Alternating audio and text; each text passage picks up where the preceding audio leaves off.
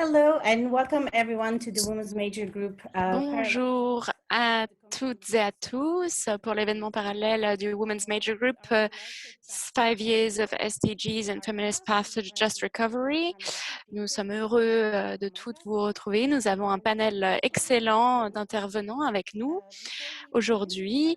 Avant de commencer, nous aimerions faire quelques annonces logistiques. Même avant cela, en fait, pardon.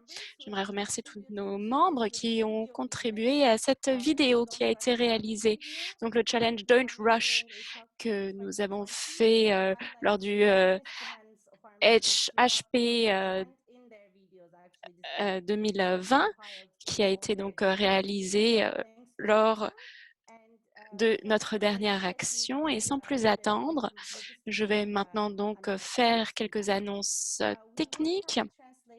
Nous allons avoir l'interprétation vers l'espagnol et le français. Si vous souhaitez écouter l'interprétation, vous pouvez donc cliquer sur le petit globe en bas de l'écran. Vous pourrez sélectionner la langue qui vous intéresse, même si c'est en anglais, parce que nous avons certains intervenants qui vont parler espagnol. Donc, veuillez bien connecter à l'interprétation. Nous avons aujourd'hui Andrea avec nous qui répondra à vos questions dans le chat si vous avez des problèmes d'accès Internet. J'aimerais aussi vous rappeler que nos réunions sont évidemment liées aux réglementations CSW 65. Sans plus attendre, je donne maintenant la voix à notre modératrice pour aujourd'hui, qui est Shaima Ali, qui travaille pour les WMG pour les États arabes, Shaima Ali, qui est directrice de l'association Kenana pour l'autonomisation des femmes en Égypte et présidente de Net Impact pour l'autonomisation des femmes et qui travaille aussi au Conseil de coopération du Golfe. Bonjour à toutes et à tous. Donc, comme vous le savez, je vais tout d'abord commencer par une intro. Le Women Major Group est un collectif féministe intersectionnel mondial qui compte des membres dans le monde entier. Notre mandat principal est de faciliter et de soutenir nos membres dans leur plaidoyer féministe au sein des processus de développement durable des Nations Unies, en particulier au niveau régional et global. Nous sommes heureuses d'être rejointes par un grand nombre de nos membres pour cet événement, donc j'aimerais vous remercier pour cela. Comme vous le savez, nous avons des partenaires d'organisations de toutes les régions du monde, notamment des régions d'Afrique anglophone, d'Amérique latine, les Caraïbes, les États arabes, l'Asie, l'Europe, l'Asie centrale, l'Amérique du Nord, ainsi que des organisations et des partenaires mondiaux. Avant même le début de la crise qui a été provoquée par la COVID-19, le monde était confronté à des crises qui se renforçaient mutuellement, des crises donc d'inégalité, de la dégradation de l'environnement, de l'insécurité croissante, des conflits armés prolongés, en particulier aussi dans les États arabes, la montée du fondamentalisme, donc quelque chose qui se passe en parallèle sur des attaques, avec des attaques sur le multilatéralisme et en particulier la démocratie participative limite l'espace de la société civile et les défenseurs de l'environnement et des droits des femmes. Donc la pandémie de Covid a en fait rendu plus visibles les lacunes, les inégalités et les crises systémiques.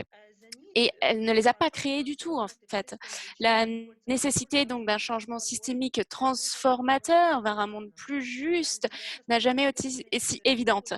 Et donc les ODD, s'ils sont mis en œuvre selon une approche transformatrice fondée sur les droits de l'homme, ils peuvent nous aider à construire un avenir meilleur, plus juste et plus équitable pour toutes et tous. Parmi ceci, l'égalité des sexes occupe une place cruciale comme une clé permettant de déverrouiller les réalisations de tous les autres EDD. À cet égard, en tant que grand groupe des femmes, nous suivrons le plaidoyer féministe acharné pour la décennie d'action et pour permettre de réaliser les ODD. Les femmes et les défenseurs des droits humains et des femmes et des filles n'ont cessé de remettre en question le business as usual. Et ils ont fait en sorte de mettre pression pour des visions plus justes et plus équitables du monde. En s'appuyant donc sur nos outils d'analyse, les décideurs politiques seront en mesure d'envisager des modes de gouvernance nouveaux et alternatifs qui répondent aux besoins et aux droits des personnes les plus laissées pour compte. Étant donné le rôle central que jouent les mouvements féministes de femmes et de filles dans la conduite des changements systémiques, les gouvernements et les autres acteurs doivent prendre ces recommandations au sérieux afin d'accélérer l'action pour la réalisation de l'agenda 2030 et de respecter leurs obligations en matière des droits humains. Je vais ralentir au bénéfice des interprètes qui ont peut-être du mal à suivre mon intervention. Donc, par rapport au Women Major Group, comme je le disais auparavant, c'est un collectif intersectionnel féministe avec des membres à travers le monde et notre mandat principal est de faciliter et de soutenir nos membres dans leur plaidoyer féministe au sein des processus des ODD.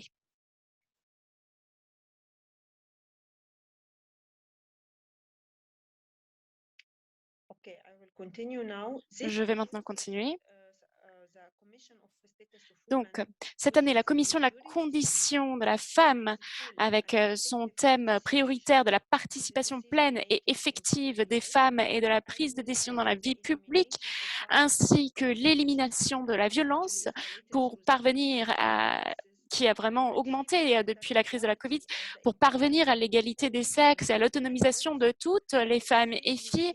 Et son thème de révision et d'examen de l'autonomisation des femmes, ainsi que du lien avec le développement durable, nous offre un moment très opportun pour pouvoir discuter des intersections de toutes ces questions.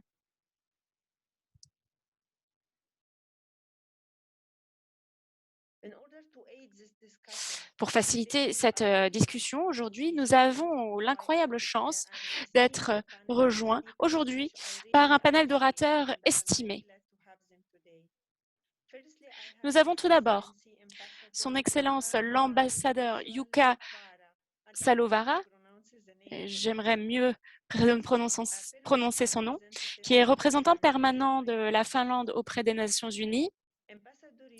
L'ambassadeur Jukka Salovara occupe le poste de représentant permanent de la Finlande auprès de l'ONU depuis 2019. Lors de sa nomination, M. Salovara était directeur général des affaires politiques au ministère des Affaires étrangères depuis 2015, donc en Finlande.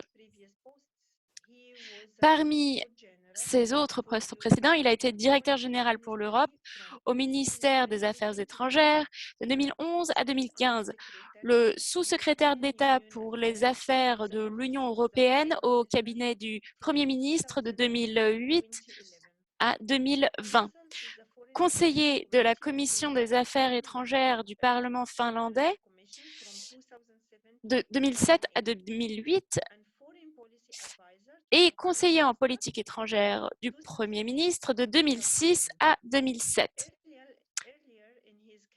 Plus tôt dans sa carrière, M.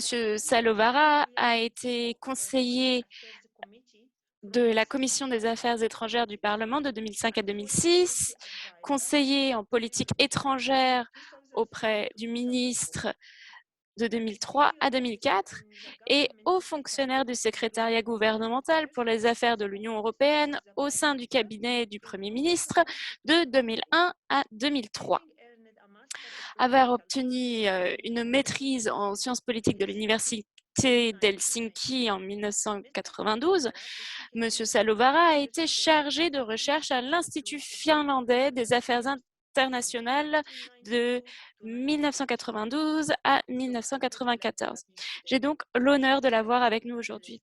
Notre second panéliste est son Excellence l'ambassadeur Augustin Santos Maraver,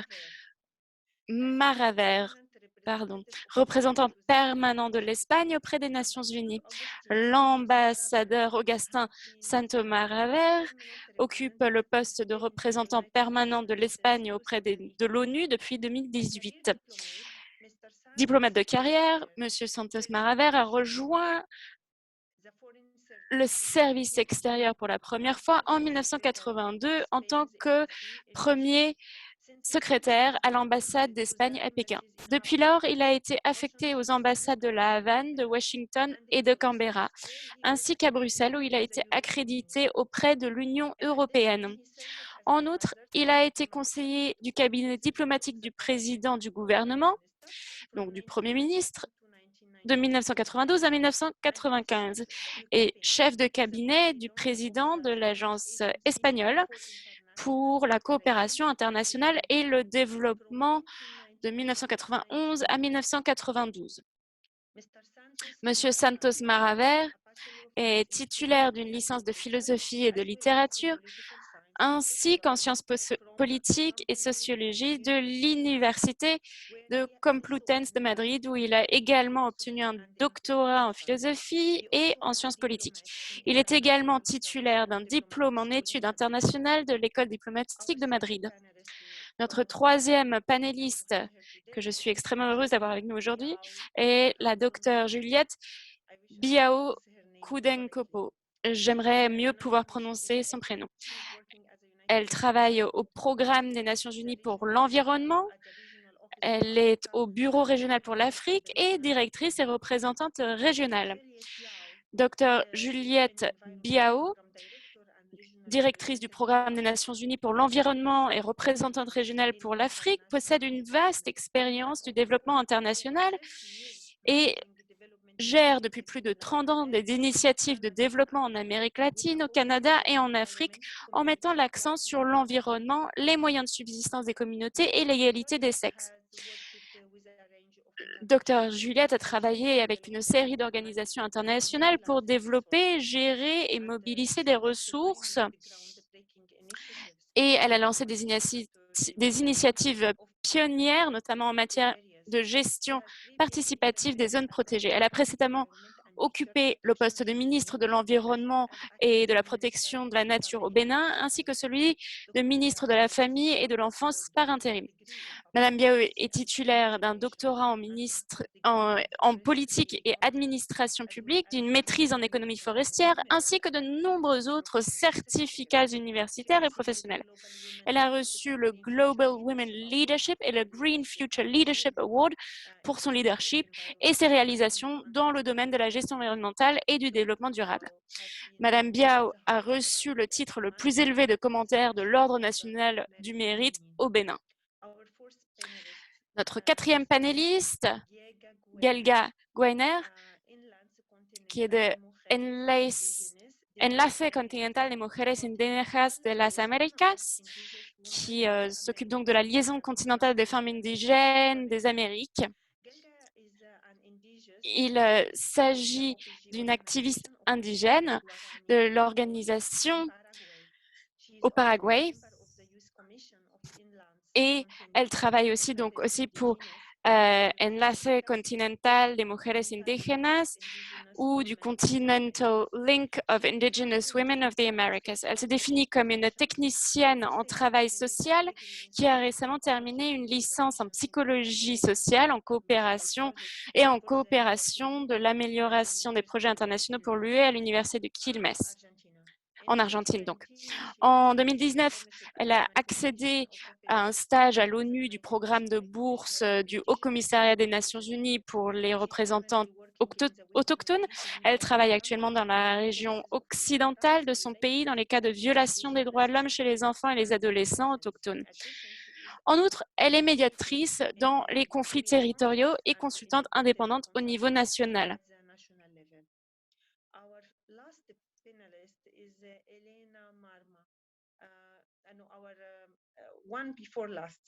She is working at the Global Policy Watch.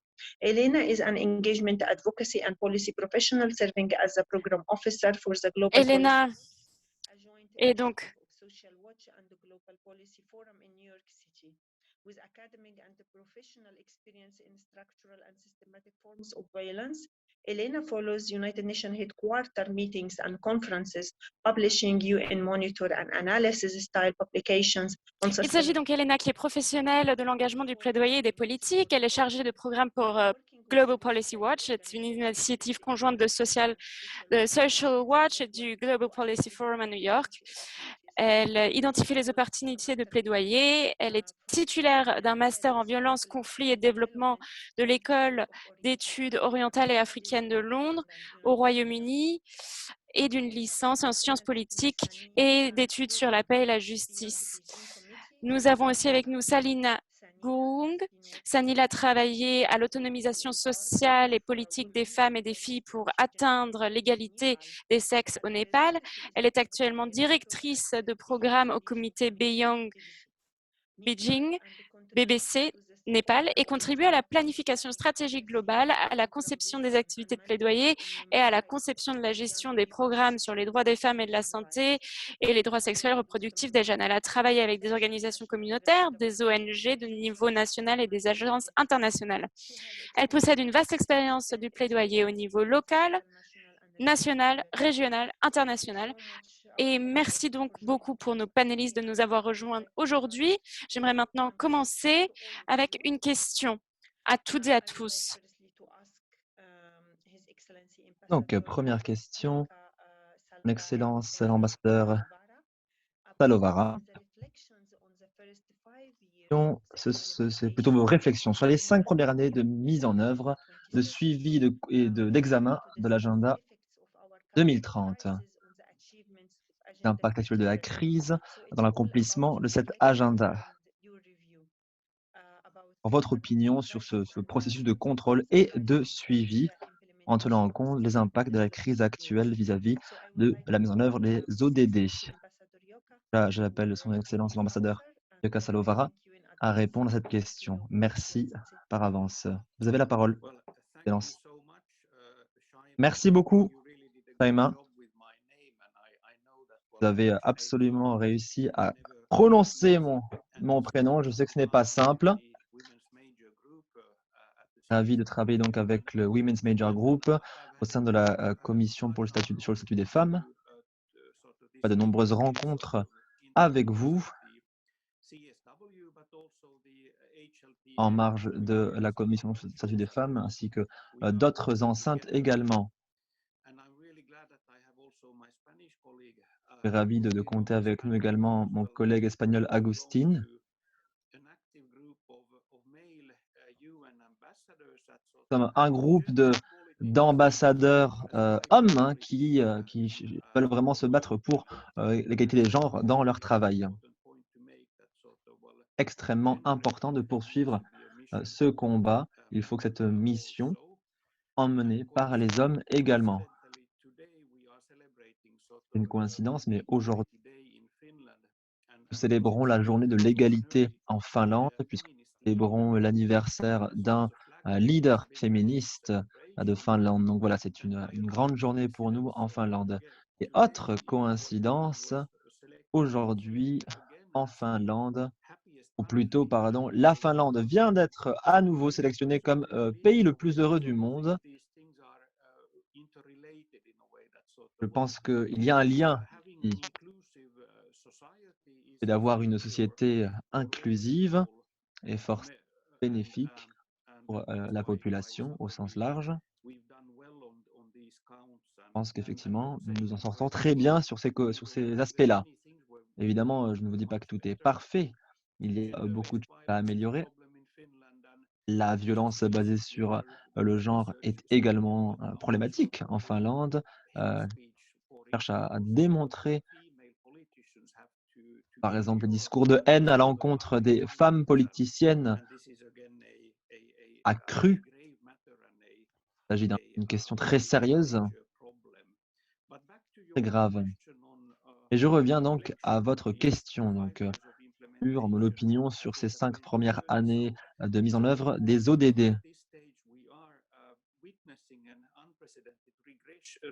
Nous observons effectivement une régression en matière d'efforts sur l'éradication de la pauvreté.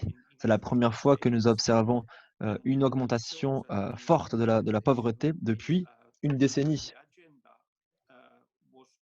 Cela démontre que la mise en œuvre des ODD n'est pas pour l'instant sur les rails. Et nous arrivons aujourd'hui à une intersection absolument cruciale,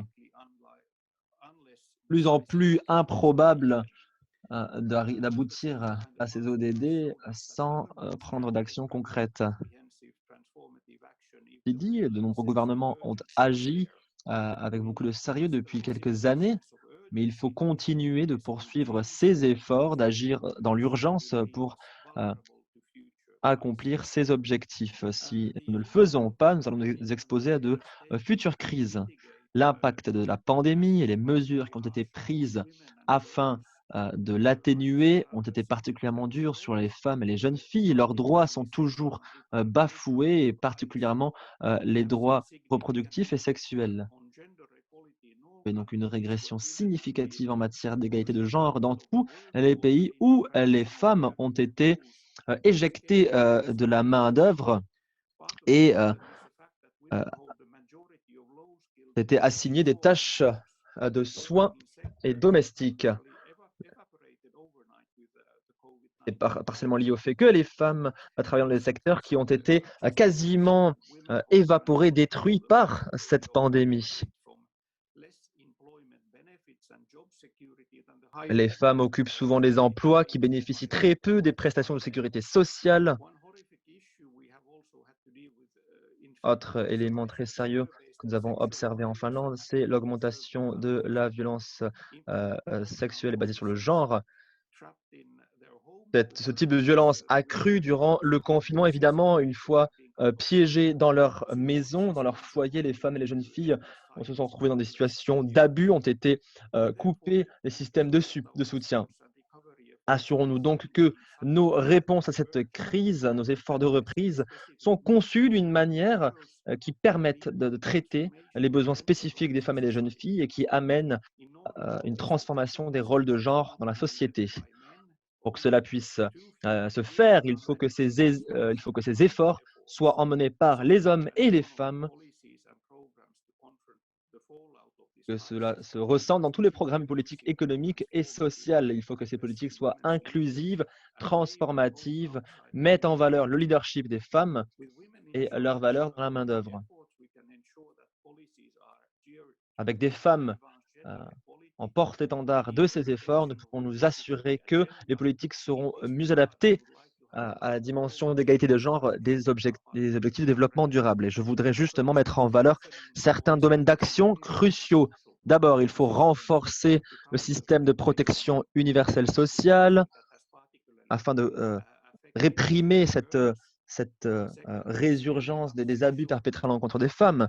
Il faut également étendre, développer les services de santé sur les droits reproductifs et sexuels, services qui ont été largement réduits durant la pandémie. Il faut développer également les efforts de lutte contre la violence sexuelle basée sur le genre, notamment en examinant les textes législatifs en matière d'assurance,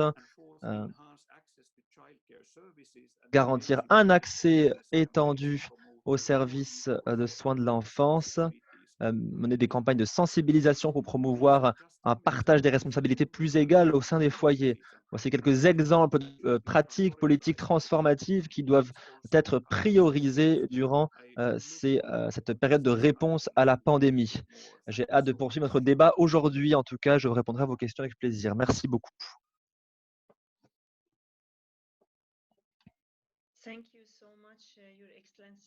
Merci beaucoup, Votre Excellence Jukka Salovara. J'aimerais relever certains éléments que vous avez mentionnés. Évidemment, il est important de renforcer le pouvoir des mouvements féministes. Je vous félicite d'ailleurs pour cette journée de l'égalité en Finlande. Effectivement, il faut avoir une société inclusive. C'est au bénéfice de toute la population, pas uniquement les femmes.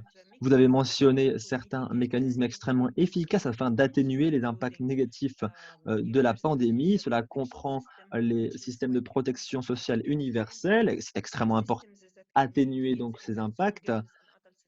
Tout système qui peut donc atténuer l'impact de la pandémie sur les femmes et les jeunes filles. Et les mécanismes qui permettent de traiter la question de la violence sexuelle et basée sur le genre, la violence domestique, développer des mécanismes qui permettent de développer l'accès effectivement aux services de soins de l'enfance. Donc voilà, merci beaucoup Votre Excellence pour cette intervention. Ce sont effectivement des mécanismes très importants. À présent, je vais me tourner vers son Excellence Agustín Santos Maraver en lui posant la même question. Vous pourriez nous apporter vos éléments de réflexion sur les 5 premières années de mise en œuvre, de suivi et de contrôle de l'agenda 2030. Quelle est votre opinion sur l'état actuel de la mise en œuvre de ce plan en matière éthique? Voilà, vous avez la parole. Merci beaucoup, Shaima. Je vais m'exprimer en espagnol. En tout cas, merci pour les interprètes. Et remercier le Women's Major Group Forum pour leur invitation. Il me semble que ce débat est absolument essentiel, particulièrement durant cette semaine. Il faut faire un point sur les efforts passés et faire un point sur l'impact économique et social de la pandémie. Lorsque cet agenda 2030 a été conçu, le rôle des femmes n'était encore pas instrumental, crucial.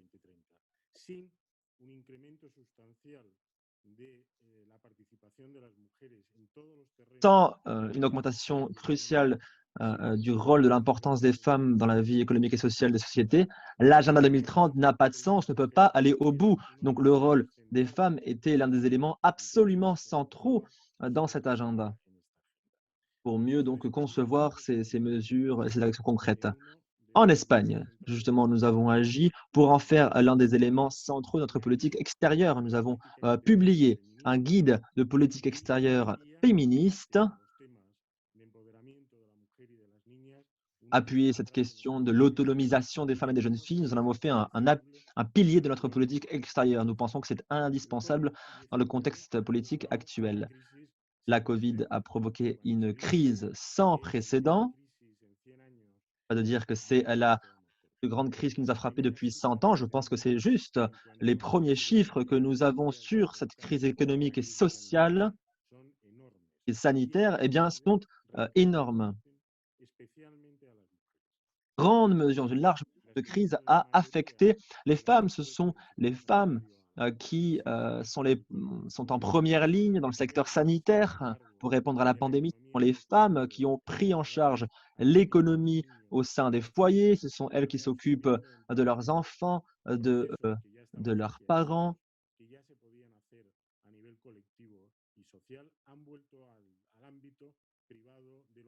Et tout le système de soutien auquel elles avaient accès avant la pandémie, aujourd'hui, leur est coupé.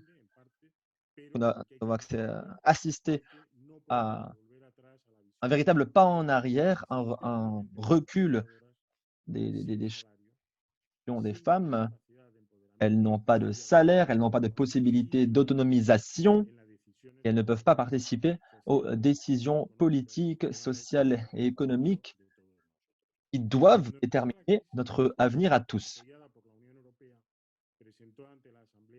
L'Espagne, avec la européenne, a présenté à l'Assemblée générale un projet de résolution intitulé « Femmes, jeunes filles dans les réponses à la pandémie ». Accentuons l'importance du rôle des droits fondamentaux des femmes, notamment les droits sexuels et reproductifs. Nous défendons également l'accès à toutes les fonctions économiques ainsi que le développement de leur position politique. Cette résolution a été approuvée par consensus par l'Assemblée générale. Nous pensons qu'il s'agit d'un geste extrêmement important afin d'éviter que cette crise économique et sociale ne devienne, comme l'a précisé l'ambassadeur de Finlande, un recul qualitatif de la situation des femmes. Nous nous trouvons donc à un moment charnière. Nous ne pouvons pas continuer de consentir des reculs sur les droits fondamentaux des femmes et des jeunes filles. Si c'est le cas, nous n'irons jamais au bout de l'agenda 2030. Il faut également comprendre les centres d'action essentiels pour avancer dans cet agenda 2030. Toute première question, et c'est la plus importante, c'est leur accès au pouvoir politique. Il nous faut voir plus de femmes dans des gouvernements plus de femmes parlementaires qui ont des pouvoirs décisionnels, plus de capacités de gestion également locale pour les femmes, plus de participation également au processus de paix au sein desquels peuvent défendre justement les solutions pacifiques. Deuxième élément très important, il faut absolument éviter un recul du rôle accordé aux femmes. Il faut éviter de les confiner aux fonctions reproductrices de la société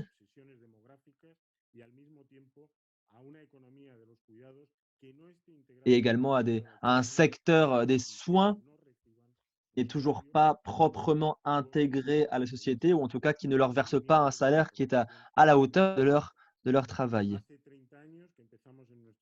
Ça fait 30 ans que nous avons lancé nos projets de coopération en matière de développement afin de créer une perspective de genre. Nous avons pu avancer dans le bon sens et je crois qu'aujourd'hui, nous sommes justement en position de demander à l'ensemble du monde que nous continuions tous à défendre les droits des femmes. Si nous ne sommes pas capables de défendre, d'étendre les droits des femmes, pour tous, nous n'avons pas d'avenir de sortie concret de cette crise. Merci beaucoup de m'avoir écouté.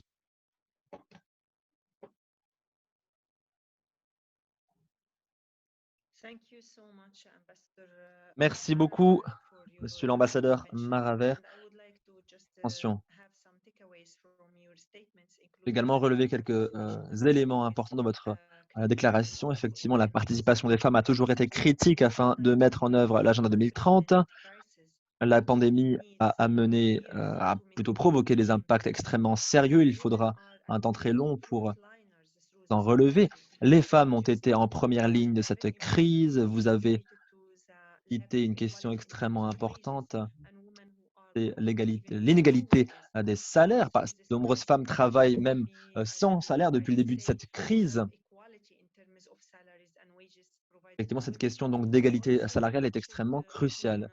Vous avez également relevé le besoin de s'engager pour les droits fondamentaux des femmes et des jeunes filles en cette période critique, qu'il faut nous assurer d'offrir une participation égale dans ces processus de paix, dans ces processus politiques, texte de chaque pays. Voilà, donc merci beaucoup pour votre intervention. Et comme vous l'avez dit, tout à fait critique d'avancer dans l'aboutissement de cet agenda. Et je vais donc reposer cette question à la docteure Juliette Biao à Koudenokpo. Quelle est donc votre opinion, docteur, vis-à-vis de cette crise? Pour vous, comment est-ce que cette crise a affecté l'accomplissement de l'agenda 2030 et la mise en œuvre des ODD? Vous avez peut-être des exemples de mécanismes que nous pouvons utiliser également. Docteur Juliette, allez-y.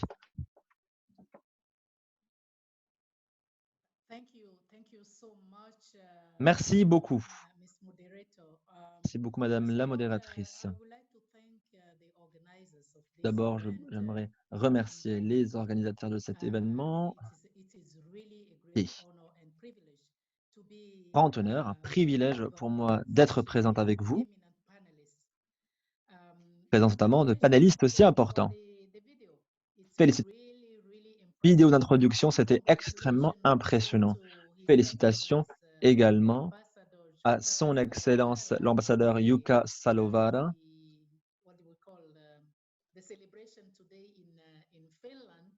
pour cette journée de célébration. Ravi d'entendre que la Finlande est de nouveau reconnue comme le pays le plus heureux du monde. Je crois qu'il y a quelques années encore, c'était le Costa Rica. À présent, c'est la Finlande. J'aimerais également adresser toute ma gratitude à Cécile qui m'a mise en contact avec le Women's Major Group. Il est une camarade de lutte depuis 2 décennies sur cette noble cause, tout à fait noble, hein, qui est l'égalité des genres. J'aimerais saluer le travail du Women's Major Group également pour leur formidable travail C'est grâce à ces efforts que nous avons pu inclure l'ODD numéro 3 sur l'égalité des genres et l'autonomisation des femmes et des filles en tant qu'objectif à part entière. Ce travail également consenti pour pousser vers la mise en œuvre effective de l'ODD numéro 5. Cela étant dit, je dois dire qu'un développement ne peut pas être durable sans une égalité des genres. L'égalité affecte toutes les dimensions finalement d'un ODD. Cela devrait être perméable à l'ensemble des 17 objectifs. C'est d'autant plus vrai dans le contexte africain où les ressources naturelles constituent la base, le pilier économique des sociétés. Plus de 80% des femmes sont impliquées dans la production alimentaire.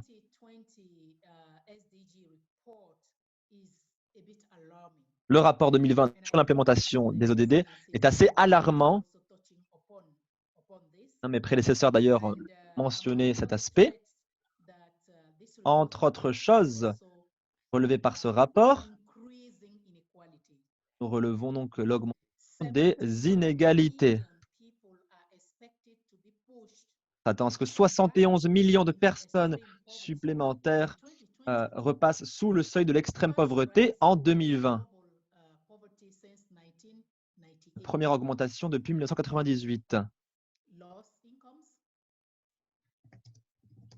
Une perte de revenus également. L'absence de protection sociale. Tout cela implique que même celles et ceux qui, par le passé, pouvaient assurer leur bien-être économique, aujourd'hui se retrouvent à nouveau exposés au risque de misère et de faim. Si vous prenez le secteur énergétique africain, par exemple, 6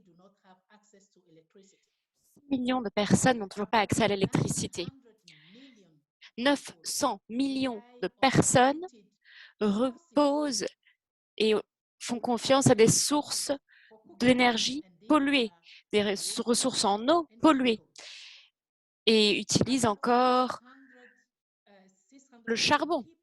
Environ 600 millions de personnes en Afrique meurent chaque année à cause de la pollution intérieure. Et 60% de ces victimes sont des enfants et des femmes. Les jeunes, 15 à 25 ans, représentent 60% du continent. Donc avec un niveau d'emploi de 60% et 70% vivent avec moins de 2 $ par jour. Cela aussi est impacté par la COVID-19, avec un déclin du PIB pour tout le continent.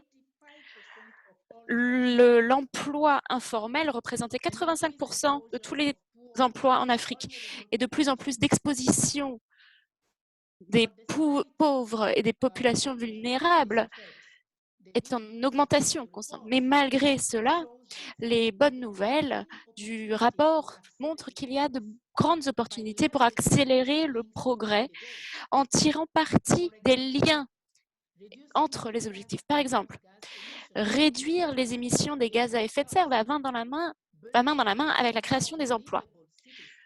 Construire des villes plus durables améliore la santé et la prospérité de toutes et tous. Et tout cela ne peut pas être durable sans l'égalité et l'autonomisation de toutes les femmes et filles. Heureusement, il y a un lien direct entre l'égalité entre les sexes, l'autonomisation des femmes et le changement climatique.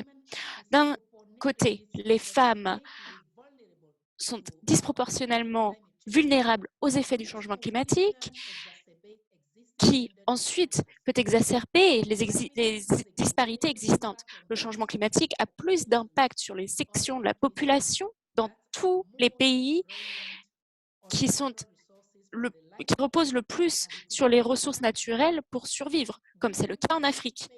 Les femmes, bien souvent, font face à des risques plus élevés et des fardeaux plus importants suivant les effets du changement climatique quand elles sont en situation de pauvreté.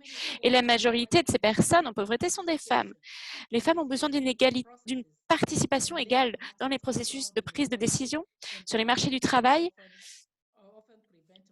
et les inégalités souvent empêchent les femmes de contribuer au planning et aux politiques de lutte contre le changement climatique, et malgré tout, elles jouent un rôle important dans la réponse au changement climatique du fait de leur connaissance, de leur leadership et de leur savoir-faire dans les pratiques durables. Je pourrais encore continuer pendant des heures, mais je vais m'arrêter ici en m'attendant à d'autres questions de votre part et que je pourrais donc élaborer plus sur peut-être des effets adverses à travers la lentille du genre et d'autres solutions que nous aurions pu discuter. Je vous remercie infiniment pour votre attention. Merci infiniment, Dr. Juliette, pour votre intervention. Vous mentionnez des choses extrêmement importantes. Tout d'abord, vous parlez de l'ODD 5, qui est crucial pour mettre en œuvre l'agenda 2030, et nous travaillons actuellement dur pour mettre en œuvre ce critère de l'ODD 5, qui est vraiment une problématique transversale pour l'agenda 2030. Vous avez aussi mentionné de l'égalité entre les sexes qui touche toutes les dimensions des ODD. Vous avez aussi expliqué que certains chiffres très importants, donc 85% des femmes sont impliquées dans la production à travers le monde. Et donc, le besoin accru d'égalité, parce qu'elles sont très engagées dans ce niveau de production. Vous avez aussi parlé de 71 millions qui sont dans la pauvreté extrême et qui pourraient potentiellement souffrir de la faim à cause de la crise du Covid. Vous avez aussi parlé de l'ODD 17. Vous avez mentionné que créer des partenariats est extrêmement important pour assurer l'égalité entre les sexes.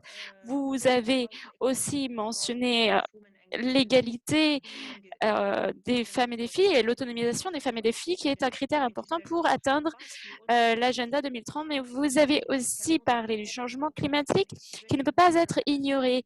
C'est un aspect extrêmement important de parler de cela quand nous parlons de la crise actuelle et de résoudre les problèmes d'inégalité.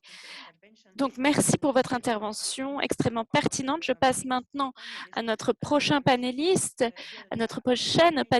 qui est Gelga Gweiner, qui vient donc, qui est une activiste autochtone des Guarani du Paraguay. Je vous pose la même question. Donc, Madame, votre aperçu par rapport à la mise en œuvre de l'agenda 2030 dans le contexte de la crise actuelle. Comment est-ce que vous voyez que l'autonomisation des femmes et les ODD peuvent être mises en œuvre suite à l'impact de la crise? La parole est à vous, Madame.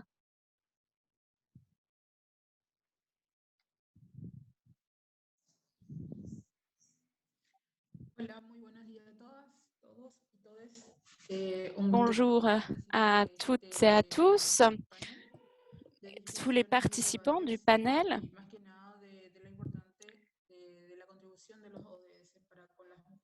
Je vais donc rajouter ce que je peux aux contributions déjà extrêmement excellentes que j'ai entendues aujourd'hui. En ce qui concerne les questions, je pense que nous avons une grande responsabilité face au peuple autochtone. Je pense que les jeunes ont une manière de percevoir les choses qui est une perspective qui va au-delà de la visibilité, des réponses, et cela est en lien.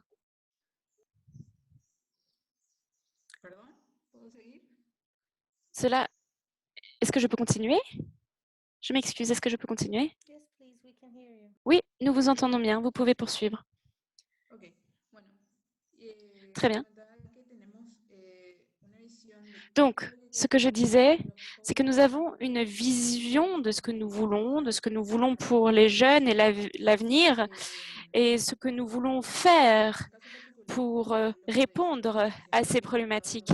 En particulier, en ce qui concerne les ODD, elles ont été mises en œuvre de manière disproportionnée parce que si la pandémie a créé des conflits, il y a aussi un rapport qui décrit le contexte actuel. Et cela nous montre bien qu'il y a une crise qui a eu d'énormes conséquences et les objectifs, la mise en œuvre de ceux-ci n'ont pas été menés à bien. Donc, lors de la pandémie, a montré les inégalités de notre société. Mais nous voyons du nord au sud, à travers tout le continent, que c'est de pire en pire.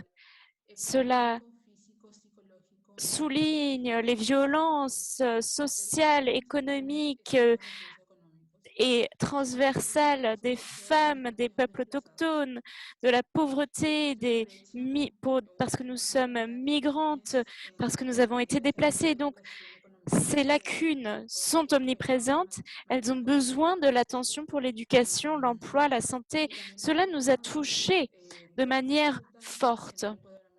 Cela a aussi affecté les circonstances, les situations dans lesquelles vivent les femmes et les filles, parce que en termes d'articulation, nous avons occupé différents espaces,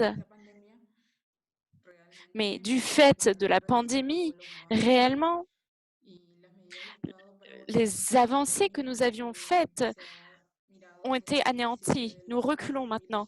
Et la réponse de l'État à la pandémie observe surtout les secteurs privilégiés, pas les besoins des peuples autochtones. Cela est donc inefficace. Nous retournons en arrière et leur manière de répondre ne s'applique pas à nos vrais besoins.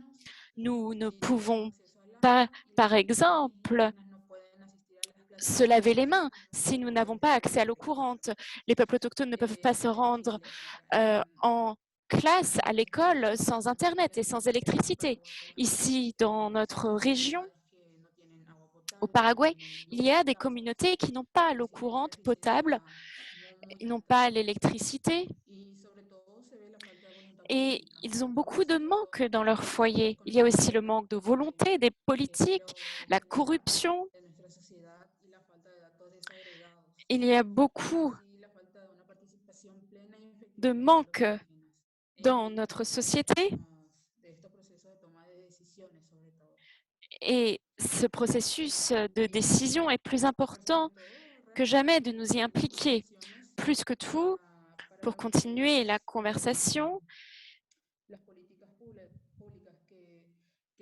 pour les politiques publiques qui pensent connaître nos besoins, ce n'est pas toujours le cas. Souvent, les États prennent des décisions de notre part sans nous impliquer.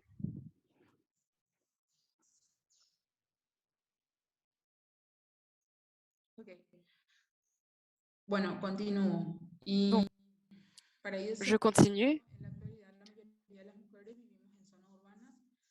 Et pour en finir, donc actuellement, il y a beaucoup de femmes qui vivent dans les zones rurales, qui dépendent du travail domestique et aussi d'autres emplois pour leur permettre de survivre.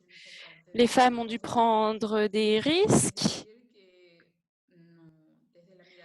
Elles s'exposent au risque d'attraper le virus du Covid parce que les employeurs sont violents aussi et ne respectent pas les distanciations. Ici, nous pensons vraiment avoir fait un pas vers l'arrière, mais nous continuerons notre lutte, nous continuons à persévérer, à tenter de mettre en œuvre ces objectifs, à mitiger les actions pour atteindre nos objectifs. Merci. Merci infiniment. Vous nous avez parlé de votre responsabilité en tant que peuple autochtone à travers cette crise. Vous pouvez être des acteurs importants de mitigation de la crise actuelle. L'égalité donc et ces problèmes sont évidentes dans votre société au Paraguay et nous observons aussi une violence qui traverse le pays, des problèmes d'accès aux services de base qui ont aussi été impactés de manière négative. J'aimerais maintenant demander les réflexions de Madame Elena Marmo de Global Policy Watch. Quelle est votre opinion par rapport à la crise actuelle et par rapport donc à la crise, à ce qui a été fait et ce qui doit encore être fait? J'aimerais maintenant que vous vous limitiez à 3 minutes. La parole est à vous. Merci beaucoup au Women's Major Group d'avoir organisé ce panel absolument fantastique. Je suis très reconnaissante. J'aimerais tout d'abord reconnaître et donner un instant pour penser aux victimes des attaques sexistes et sexuelles qui ont eu lieu en Atlanta, en Géorgie, aux États-Unis, où un homme blanc a ouvert le feu sur des femmes asiatiques. 6 sont mortes dans des spas et cela montre clairement les manières dans lesquelles les systèmes d'oppression sont interconnectés, c'est-à-dire l'armée, le patriarcat raciste, le fondamentalisme, le colonialisme existent de manière interconnectée et je pense que l'agenda 2030 est notre boîte à outils pour répondre et pour retourner ces systèmes oppresseurs.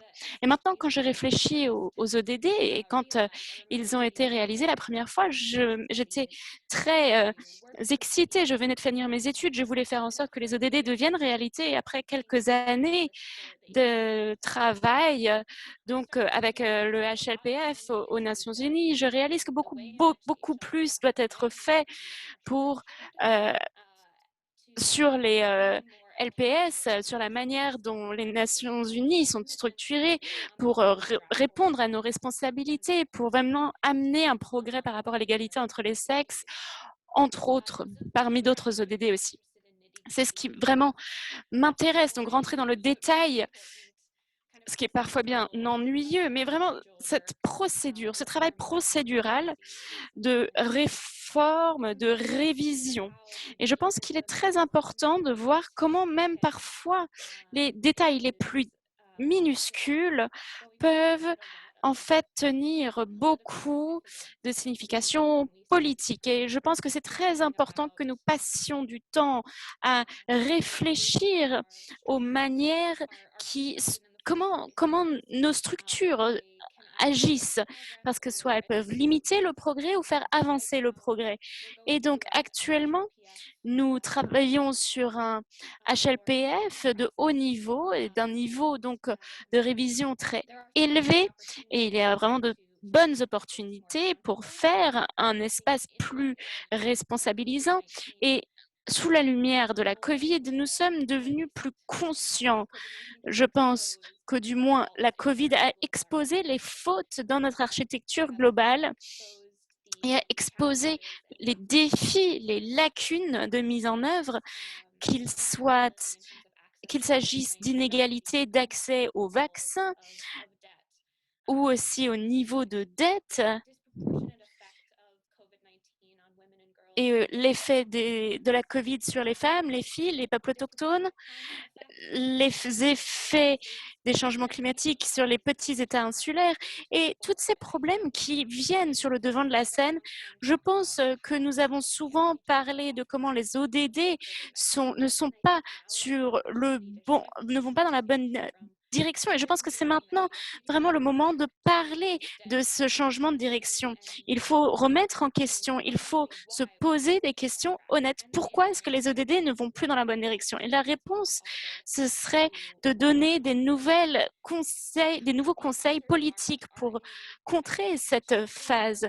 Donc, il faut construire mieux, il faut transformer nos systèmes, nos structures, qu'il s'agisse de cadres monétaires et financiers ou du commerce international, propriété intellectuelle, les normes sociales, militaires, culturelles et le classicisme et la classification patriarcale, fondamentaliste et raciste. Il s'agit vraiment de partager les ressources, le pouvoir, parce que sinon, quand nous observons les systèmes et les défis systémiques pour répondre aux ZDD, nous n'y arriverons pas comme ça.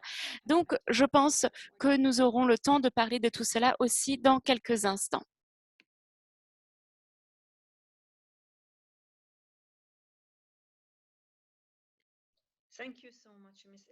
Merci beaucoup, Madame Elena. Vous avez soulevé effectivement des éléments très importants en matière de transparence et de responsabilité. Il faut garantir ces principes, tout particulièrement en ce qui concerne les États membres qui travaillent sur l'égalité des genres, entre autres ODD. Vous avez également expliqué que la pandémie mis en exergue nos lacunes en matière de mise en œuvre des architectes. Et ça n'a pas vraiment créé des lacunes, mais ça a plutôt mis donc en valeur ces lacunes. Nous avons expliqué qu'il faut se pencher sur les questions systémiques, éthiques, sont importants si l'on veut traiter les défis de la pandémie. Sans plus attendre, à présent, je me tourne vers Madame Anila Gorong du Beyond Beijing Committee avec la même question, donc quelles sont vos opinions sur l'impact de la pandémie vis-à-vis de la mise en œuvre de l'agenda 2030? Vous avez la parole, Madame Sanela.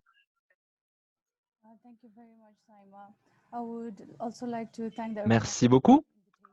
J'aimerais remercier les organisateurs d'avoir invité. La pandémie affecte les communautés les plus vulnérables, donc les inégalités de nos sociétés. Cela exacerbe les disparités existantes dans nos pays. La pandémie a affecté tous nos secteurs économiques et sociaux. Cela approfondit les fossés sociaux et économiques tout en créant de nouveaux défis pour les femmes, les filles et les jeunes. Crise mondiale sans précédent depuis le début de cette pandémie a entravé la mise en œuvre de l'agenda. Même avant la crise, les objectifs effectivement n'étaient plus vraiment sur les rails. Le progrès a été assez lent, même s'il était tout de même présent. Malheureusement, cette pandémie a donc abruptement entravé ces efforts. Il faut garantir l'implémentation de l'ODD numéro 3. Nous faisons actuellement face à la pire récession économique depuis la Grande Dépression. De nombreux cas, les commerces doivent fermer, les foyers doivent se replier sur eux-mêmes et les femmes tombent dans l'extrême pauvreté. La plupart des enfants du monde aujourd'hui sont privés d'une éducation décente en raison de cette pandémie. De nombreuses filles décrochent scolairement avant de pouvoir compléter leur curriculum. Le fossé élargi l'égalité de genre affecte particulièrement donc ces femmes et ces filles. Les pratiques de plus en plus numériques de l'éducation contribuent à marginaliser de nombreuses communautés qui n'ont pas accès de la même manière à ces moyens. Comme l'ODD numéro 5, également la pandémie avait l'accès des femmes à l'égalité. Avec cette pandémie, de nombreuses filles et garçons sont soumis à de nombreux types d'abus. La capacité de choix des femmes et des filles en matière de droits reproductifs et sexuels sont entravées. Cela accentue le taux de mortalité dans de nombreux pays. L'accès à l'information n'est pas total. Cela entrave non seulement les ODD, mais également d'autres programmes de développement. de nombreux pays, les données demeurent un problème central puisqu'il nous faut ces données pour mieux comprendre toutes les dimensions de ces questions. Il faut développer des programmes de développement à court et à long terme pour protéger euh, les femmes et les filles.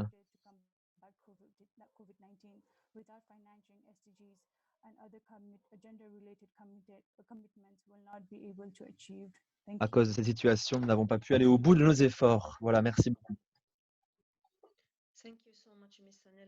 Merci beaucoup, Madame Sanela.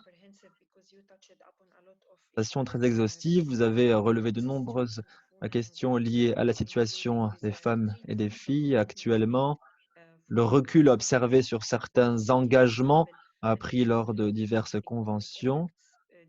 Il y a l'impact économique de la pandémie, la violence sexuelle est basée sur le genre, la violence domestique dans des pays en développement.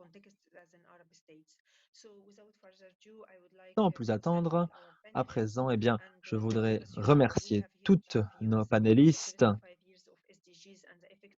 là pour effectivement examiner les 5 premières années de l'implémentation des ODD. On pu recevoir les opinions spécifiques de nos panélistes et de leurs pays respectifs. Et à présent, appeler le panéliste, prochain panéliste plutôt, facilitateur de la déclaration ministérielle pour le Forum politique de haut niveau de 2021. Quelle est votre vision pour cette déclaration ministérielle, donc dans le cadre du Forum politique de haut niveau 2021, en matière d'inclusion de l'égalité des genres en tant que question transversale, en prenant en considération les effets de la crise actuelle sur la mise en œuvre de l'agenda 2030? Je vous rappelle que vous avez quelques minutes. Voilà, allez-y, vous avez la parole, chère Excellence. Merci beaucoup, c'est une question effectivement tout à fait cruciale. L'égalité de genre fait partie des ODD absolument fondamentaux, que si on accomplit cet objectif, cela peut faciliter la mise en œuvre d'autres objectifs finalement. De la même manière, si nous n'observons aucun progrès sur cet objectif de développement, cela va entraver l'avancement d'autres objectifs. Il est très important que cette déclaration ministérielle inclue les éléments de langage importants pour souligner que cette pandémie a eu un impact sur l'égalité de genre à l'échelle mondiale. Les chiffres sont très clairs en matière de division du travail, d'emploi des femmes, de responsabilité en matière de soins dans les foyers. Plus important encore, les taux de violence contre les femmes et les filles ont cru à l'échelle mondiale. Il faut donc, je le répète, inclure ces éléments de langage qui permettent une réponse de reprise donc économique qui souligne le rôle des femmes.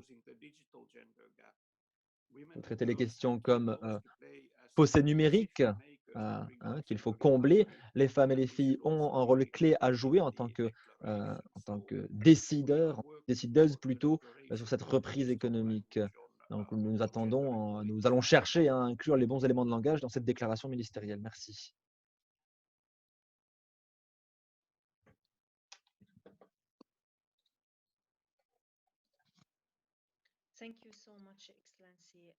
Merci beaucoup, Excellence, pour cette opinion. C'est effectivement une question très importante. Nous apprécions beaucoup les efforts que vous consentez pour mettre en valeur donc ces éléments de langage dans ce forum politique de haut niveau.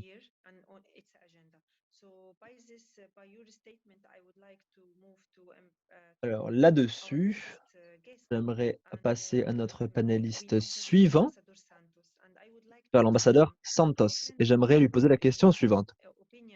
Comment nous assurer, d'après vous, que les processus de développement durable renforcés pour accomplir tous les objectifs de développement et particulièrement l'objectif numéro 5 et ses différents indicateurs? Vous avez la parole, monsieur l'ambassadeur. Merci beaucoup.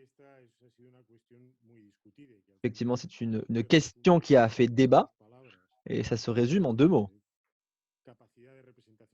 Capacité de représentation politique, c'est-à-dire pouvoir pour toutes les femmes dans notre système démocratique, développement de ce pouvoir via la participation démocratique de toutes les femmes et évidemment, capacité de décision sur les priorités de distribution budgétaire dans nos gouvernements. Un de nos plus sérieux problèmes, c'est que lorsque l'on débat les budgets dans nos gouvernements, lorsqu'on met en place ces budgets dans nos parlements, le nombre de femmes présentes pour participer à cette décision est très faible.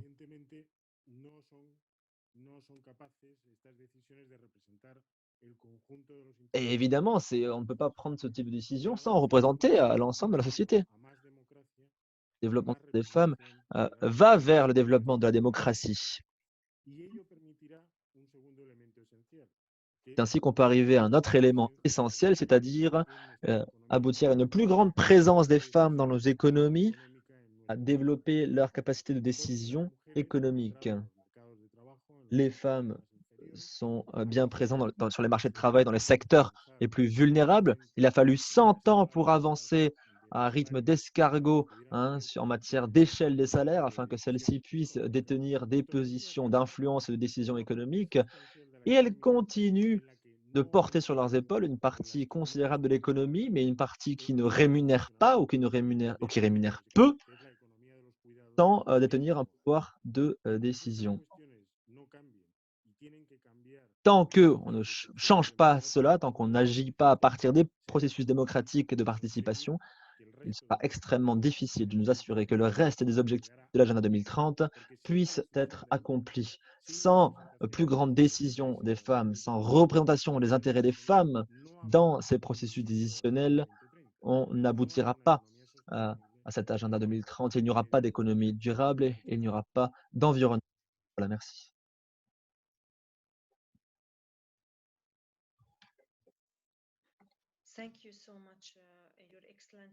Merci beaucoup, Votre Excellence. Comme vous l'avez dit, il est très important de développer la participation économique et l'implication des femmes. Ce sont des critères fondamentaux afin d'accomplir donc les objectifs de l'agenda 2030. Tout à fait crucial pour nous assurer de l'engagement des femmes dans ces processus de développement. Là-dessus, j'aimerais me tourner vers Dr Juliette Biao Ndenkopo pour lui poser la même question en ajoutant le pilier environnemental de cet agenda. Comment, docteur, pour nous assurer que les processus de développement durable puissent être renforcés pour inclure tous les objectifs? Je pense notamment à l'objectif numéro 5 et 13, considérant les défis environnementaux dans ce processus. Vous avez expliqué que le changement climatique est un pilier très important qu'il faut traiter si l'on veut atténuer les impacts de cette crise. Vous avez la parole. Merci beaucoup, Madame Shaina, pour cette question. Vous me permettez d'aller en français. Je commencerai tout d'abord par le niveau politique et le niveau stratégique, après avoir présenté un certain nombre d'éléments du contexte.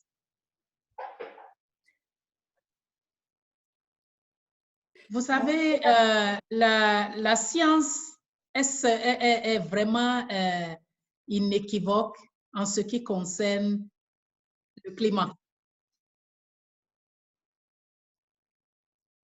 Alors que l'Afrique a le moins contribué aux émissions mondiales, seulement 2 à 3%, elle se distingue comme la plus vulnérable au changement climatique. Et vous tous, vous conviendrez avec moi que les effets de la mise en œuvre inefficace de l'objectif de développement durable 5 va mettre à mal les solutions dans le domaine du climat.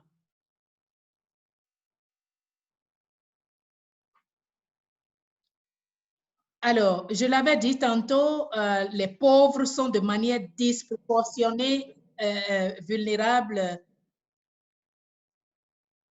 aux effets du changement climatique parce qu'ils n'ont pas de ressources nécessaires pour se remettre rapidement des effets du changement climatique. C'est le cas de l'Afrique, où le changement climatique s'est vu renforcé encore par la pandémie du COVID-19. Et l'effet de toute réduction des émissions résultant des mesures de confinement n'a été que temporaire, hein.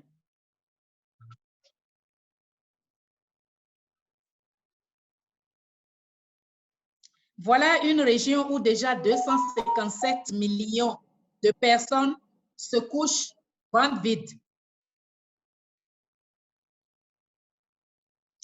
Une région où le chômage des jeunes est le plus élevé, avec un écart pouvant atteindre 12 millions d'emplois supplémentaires nécessaires chaque année.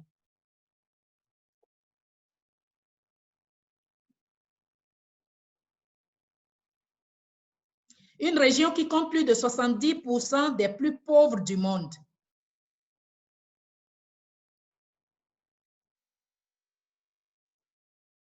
Et avec la variable du COVID-19, le contexte d'adaptation devient plus désastreux.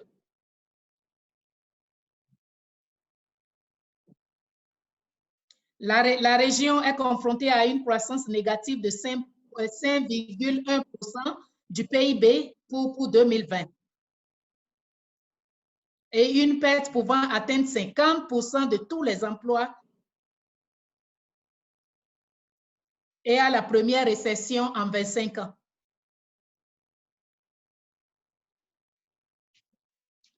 Alors, dans un contexte pareil, je crois que l'adaptation doit être considérée comme une opportunité commerciale et d'investissement.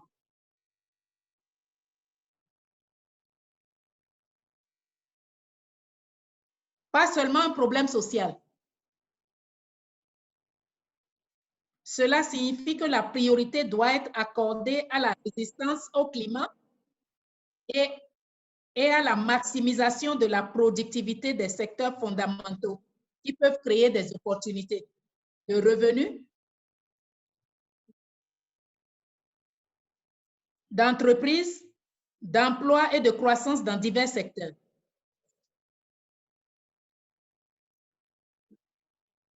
Et ce faisant, nous devons investir dans une analyse contextuelle pour comprendre les facteurs interconnectés qui façonnent les aspirations des hommes et des femmes afin de concevoir une action efficace et appropriée. Il faudra impliquer les hommes pour que les structures traditionnelles changent. L'atténuation et l'adaptation sont des domaines autonomes et complémentaires et non cloisonnés. Le financement de l'adaptation doit aller au-delà du social, vers le financement des investissements. La question des jeunes, nous devons nous demander comment nos jeunes peuvent réaliser des opportunités d'entreprises rémunératrices tout en dirigeant les efforts d'adaptation de l'Afrique.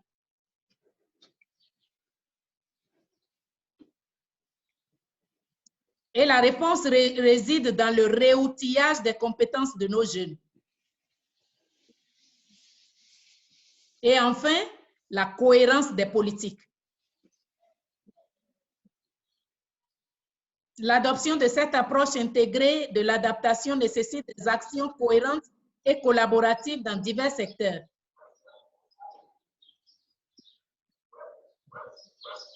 Et ces actions doivent être encouragées par des politiques sectorielles cohérentes. L'objectif explicite étant de faire en sorte que la créativité, l'énergie, les compétences, les talents de nos jeunes soient délibérément mis à profit pour stimuler les efforts. Je vous remercie. Thank you so much, Dr. Julieta, and you touched Merci upon beaucoup, Dr. Julieta. Vous avez soulevé des questions effectivement très importantes. Vous avez expliqué que le continent africain contribue le moins aux émissions de gaz à effet de serre et pourtant c'est le plus vulnérable. Le changement climatique a été aggravé par la pandémie ainsi que par les mesures de confinement. La faim est également un problème crucial de ce continent. en plus des questions de chômage qui affectent les hommes et les femmes plus sévèrement encore.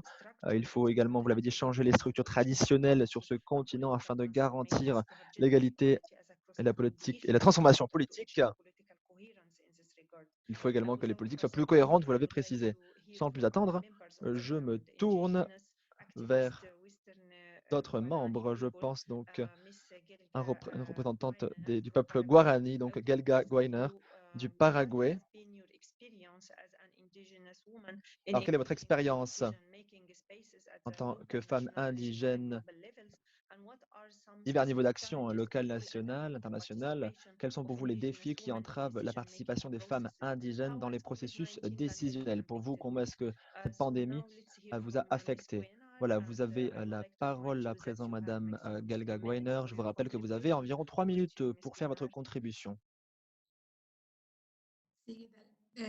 Vuelvo a acotar, mi nombre es Helga, para pronunciar mejor. Bueno, Oui, je m'appelle Helga, donc juste pour préciser bien la prononciation. Donc, en tant que femme autochtone, je pense que la prise de décision doit être mutuelle. Ils doivent prendre en compte nos besoins et aussi, en ce qui concerne la durabilité, prendre nos conseils en compte. De mon expérience, cela a été une très bonne, cela a prouvé donner de très bons résultats au niveau local, au niveau national, rejoint aussi par les réseaux de jeunes.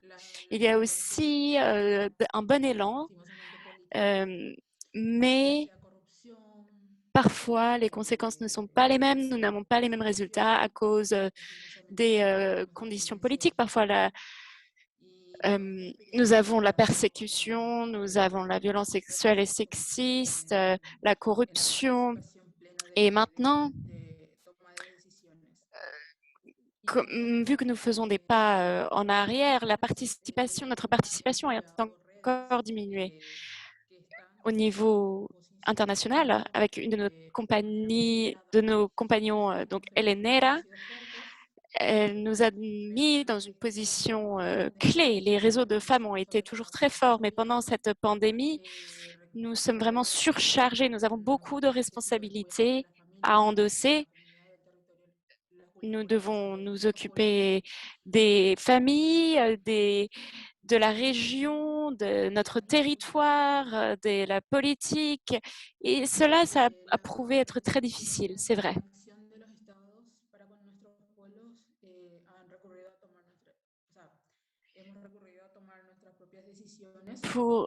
Dans notre État, les personnes ont la possibilité de prendre des décisions et les prennent pour le bénéfice de toutes et tous.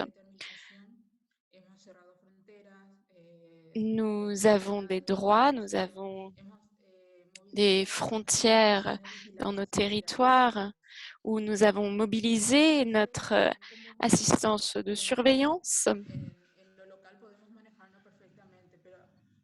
de manière locale. Cela peut être géré absolument bien, mais au niveau national, cela a beaucoup de contraintes.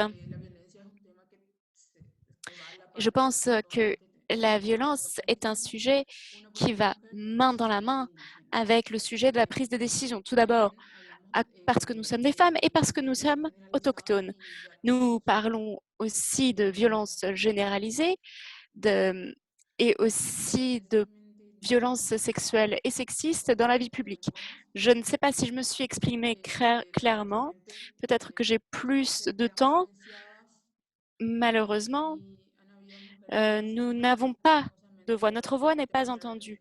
Des femmes ont été assassinées pour la défense de leurs droits et la liberté de décision pour la communauté, c'est pour cela qu'elles sont mortes. Merci pour votre intervention, Madame Helga.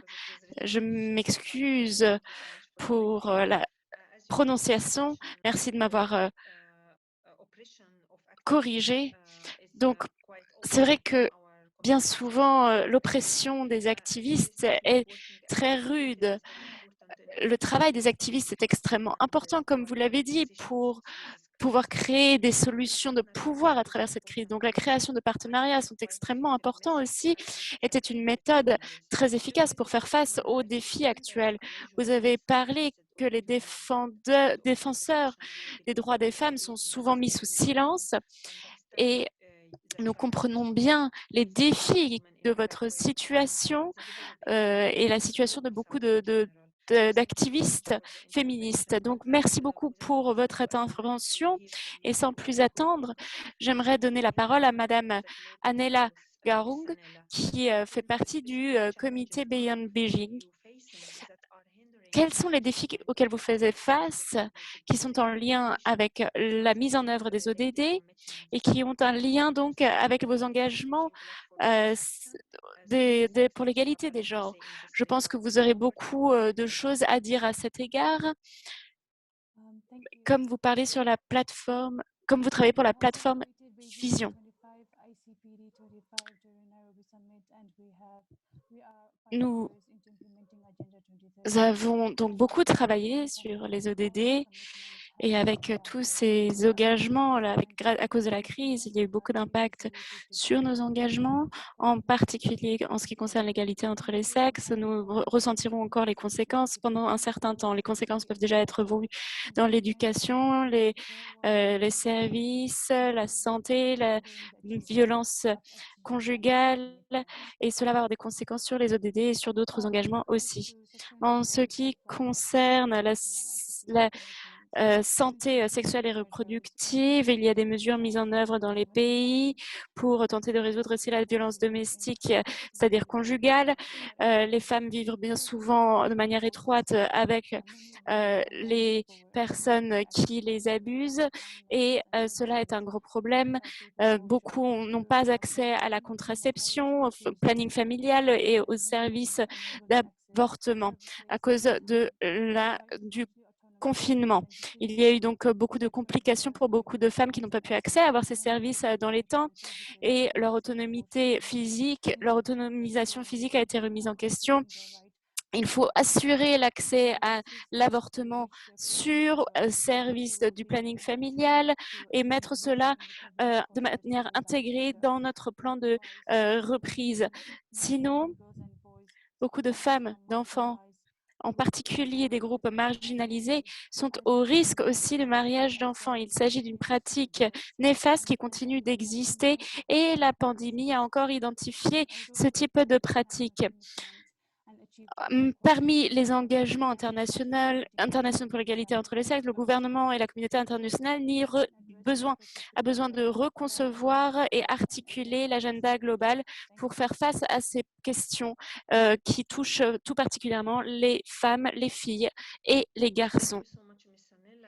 Merci beaucoup, Madame Sanila. Comme vous avez dit, il y a donc beaucoup d'impact sur ces populations vulnérables du fait de la COVID. Pour les personnes vulnérables, les femmes, les enfants, cela pose problème pour la réalisation des ODD et d'autres engagements. J'aimerais maintenant donner la parole à l'ambassadeur Salovara et lui demander maintenant, si vous prenez en considération les réalités que nous avons ici aussi, comment est-ce que nous pouvons nous faire en sorte, selon vous, que les ODD et leur processus soient renforcés pour fournir tous les ODD, en particulier ODD 5 avec ces indicateurs? La parole est à vous, cher ambassadeur. Merci beaucoup. Je vais commencer par dire que c'est extrêmement intéressant d'entendre toutes les interventions des autres panélistes qui travaillent sur le terrain, sur ces problématiques extrêmement importantes. Maintenant, quand il s'agit de renforcement des ODD, en particulier de l'ODD 5, et je pense que il faut toute la société pour approcher ces ODD, c'est-à-dire qu'il faut inclure tous les parties prenantes, le développement durable doit être intégré à tous les cycles politiques, c'est-à-dire le planning, la budgétisation, le reporting.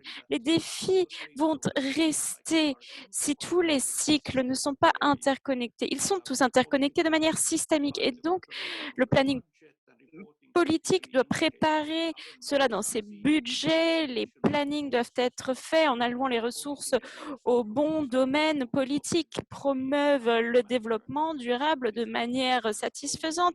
Cette approche compréhensive permettrait une cohésion, une cohérence donc. Et c'est cela que nous souhaitons. Nous avons vraiment besoin d'avoir tous les éléments en place et pour que cela fonctionne, il faut avoir une approche compréhensive et holistique. Il faut s'assurer que tous les différents aspects des ODD soient bien renforcés et se renforcent mutuellement. Voilà pour moi, merci. Merci, ambassadeur. Vous avez parlé de problématiques très importantes par rapport au financement qui est très important pour la mise en œuvre des ODD et la création de synergies et aussi avoir l'ODD 5 comme une question transversale. Merci pour cet aperçu. J'aimerais maintenant passer à Madame Elena et lui demander comment est-ce que ce forum politique est vraiment un mécanisme de responsabilisation du point de vue du mécanisme pour avoir une meilleure vue et comment est-ce que nous pouvons faire en sorte que ce forum de haut niveau soit effectif et en particulier en ce qui concerne l'accélération des engagements et plus particulièrement l'ODD 5. Merci beaucoup. J'ai eu l'opportunité de travailler avec de nombreux membres du Women's Major Group. Nous avons récemment publié un document sur le processus de révision HLPF et vous pourrez le retrouver sur le Women's Major Group sur le site pour pouvoir le lire donc quand vous en aurez envie. Mais je vais mentionner quelques points saillants qui sont absolument clés pour débloquer donc le progrès par rapport aux l'égalité entre les sexes. Certains ont été mentionnés par d'autres intervenants et intervenantes aujourd'hui. L'un dont j'ai déjà parlé, c'est la concentration donc sur les barrières systémiques et les défis à la mise en œuvre qui sont en plus cadrés par une concentration particulière sur les inégalités entre les sexes. Cela rentre plus dans le détail dans le document, c'est-à-dire sur les politiques macroéconomiques, la distribution inégale de la richesse lors du vaccin contre la COVID-19 et les problèmes de racisme, de colonialisme, de patriarchisme, les problèmes environnementaux, la décarbonisation, les chaînes d'approvisionnement inégales, etc. Donc, les coopérations, les acteurs qui sont en dehors des États membres de l'ONU, mais aussi l'IMF, la Banque mondiale, l'OIL, sont aussi dans cette sphère de responsabilisation.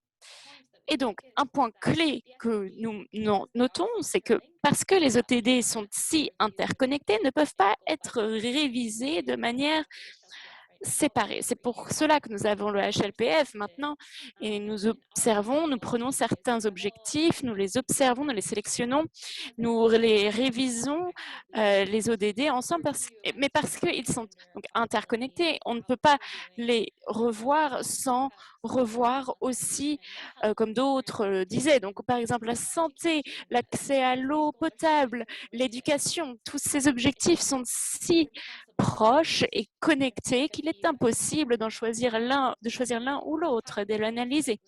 Et aussi en ayant une vue holistique, tous les ODD empêchent les États membres de choisir lesquels ils vont suivre parce que les ODD, par exemple, pourraient leur donner plus de visibilité et cela, en fait, il faut surtout souligner la participation de la société civile et nous voulons et nous souhaitons voir plus de participation de la société civile et je pense au cours de l'année passée de réunions virtuelles, nous sommes devenus très conscients des défis que représente la participation de la société civile, pour la société civile, l'accès aux ressources, aux visas pour les organisations de la société civile pour se rendre aux quartiers généraux de l'ONU ou sinon aussi dans des réunions virtuelles comme celle-ci aujourd'hui. Il y a vraiment des inégalités en termes d'accès aux technologies, aux outils numériques et cela même les fuseaux horaires ne sont pas très pratiques à travers le monde quand ce n'est pas pratique pour tout le monde. Donc, il y a de bonnes pratiques et je suis heureuse de voir certaines personnes que je connais déjà. Par exemple, l'ambassadeur Salavara, qui était avec nous, qui a eu déjà aussi avec la Finlande, suivi des engagements pour le HLPF. Et j'aimerais normaliser et poursuivre ces accords à travers les États membres pour en faire une pratique commune. Un autre point que j'aimerais souligner, c'est par rapport à des politiques communes et cohérentes avec les systèmes des droits des humains et l'architecture des droits humains. Les droits humains, l'architecture représente 3,7 de tout le budget et alors que c'est un système central, en particulier pour les ODD, qui sont un agenda pour lequel on doit se sentir responsable. Cela n'inclut pas seulement la société civile du HLPF, mais nous incluons aussi les systèmes des droits humains, c'est-à-dire les procédures spéciales, les experts indépendants et les déteneurs de mandats pour les droits humains, y compris ceux dans la participation des DNR pour faire en sorte que les DNR soient un espace. On peut avoir un dialogue ouvert, honnête, plutôt que simplement des présentations d'un État membre et avec leur meilleur titre, disons, sans montrer l'image totale. Donc, dans notre document, nous tentons de reformuler le processus DNR avec quelques aspects par rapport à la prolongation du processus DNR, changer donc la longueur des différentes sections DNR et d'y inclure la société civile, les agences des droits humains et les agences spécialisées dans les droits humains et d'inclure cela dans le DNR et d'établir donc que pour déjà établir l'agenda 2030, c'est plus que 2 semaines au mois de juillet pendant lequel nous avions tenu le HLPF. Il faut vraiment réfléchir à comment nous pouvons accélérer, améliorer nos structures et nos processus politiques pour non seulement être cohérents avec les ODD et les droits de l'homme, mais aussi voir comment nous pouvons mieux se lier aux forums régionaux sur le développement durable, les processus nationaux sur le développement durable, pour vraiment être sûr qu'on réfléchit et qu'on construit sur des politiques, que l'on construit des politiques régionales et nationales au mieux. Voilà, je m'arrêterai là.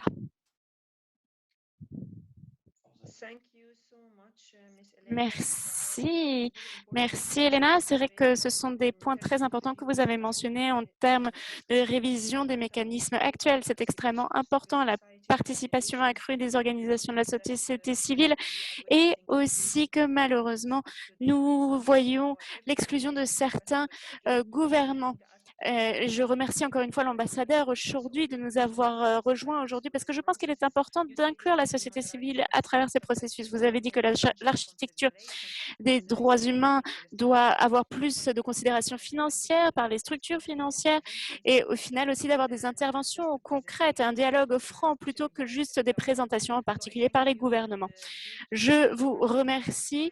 Nous n'avons presque plus de temps. J'aimerais donc rapidement passer à Madame Juliette Biao, étant donné les liens entre le changement climatique, le genre et la résilience des femmes. Quelles sont vos recommandations l'environnement, du programme de l'environnement de l'ONU, qui est la perspective et l'effet des réponses accélérées de l'impact du changement climatique, en particulier pour les femmes et les filles dans le contexte du développement durable. Madame Docteur Biao, la parole est à Merci vous. beaucoup, Saïma.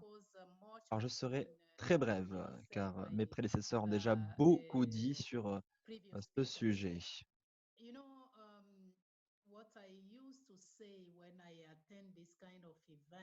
Lorsque je participe à ce type d'événement, je répète souvent la même chose. Ce que je dis, c'est que finalement, nous répétons la même chose d'année en année. Ce qu'il faut faire d'abord, je pense, c'est de mener une évaluation sur ce qui n'a pas fonctionné, où et comment. C'est, je pense, le point de départ. Arrêtons avec la fameuse approche business as usual. On ne peut plus faire comme on le faisait avant. Je pense que cette pandémie est justement une superbe opportunité de changer. Bien sûr qu'il y a eu énormément de défis également, mais l'opportunité d'innovation est là. Parce que les paquets de relance économique conçus par les gouvernements pour lancer la reprise, c'est une nouvelle opportunité. Le programme des Nations Unies pour l'environnement, je pense, doit se pencher sur la question des données, les données en matière d'accès et également les données en matière d'alphabétisme. Si nous voulons penser mondialement, penser mais également régionalement, mais agir localement, il faut récupérer ces corpus de données pour vraiment agir main dans la main avec les personnes qui sont sur le terrain. Et parler de cela, ça implique évidemment de travailler avec les hommes, les femmes, toutes et tous. Personne ne peut être laissé à la traîne. Les données sont critiques et pour cela, il nous faut des actions de synergie au sein du système de l'ONU. Il faut tirer parti des réformes du système de développement des Nations Unies.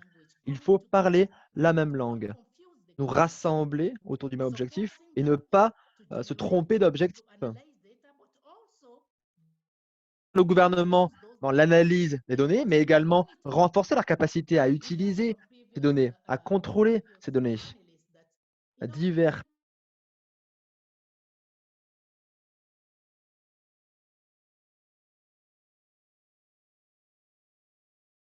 réponses peut-on apporter à présent? Il faut se pencher sur les mesures de protection. Quels sont les nouveaux protocoles pour récupérer ces données? Ces aspects, pour moi, doivent être priorisés. Nous avons parlé de la connaissance des peuples indigènes. Je crois que le rôle du plan des Nations Unies pour l'environnement, c'est d'informer le développement de politiques. On a beaucoup travaillé sur les programmes d'action environnementale avec des pamphlets de 700 pages, avec un certain langage. Quand on veut parler aux gens sur le terrain, il faut aussi déconstruire un peu ce langage très formel et mieux parler aux gens, parler aux jeunes. Lors de la dernière conférence ministérielle africaine sur l'environnement, l'an dernier, les jeunes ont publié cet examen mondial d'environnement dans leur langue et pour la jeunesse. C'est le type d'effort qui compte et il faut continuer, je pense. Vous l'avez déjà dit, il faut rééquiper, réoutiller nos jeunes. C'est essentiel. Voilà, je m'arrête ici. Merci beaucoup.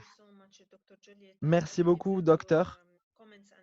Je crois effectivement que vos commentaires étaient très importants. Vous avez parlé de l'importance de faire une évaluation. C'est crucial de savoir ce qui n'a pas fonctionné, d'identifier les lacunes. Arrêter effectivement de faire comme d'habitude, il faut trouver des opportunités.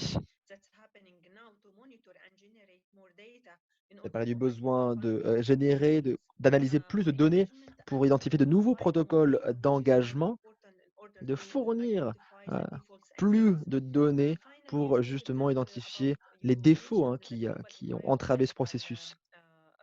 Vous avez parlé également de l'expérience de la conférence ministérielle sur l'environnement qui a été emmenée par la jeunesse.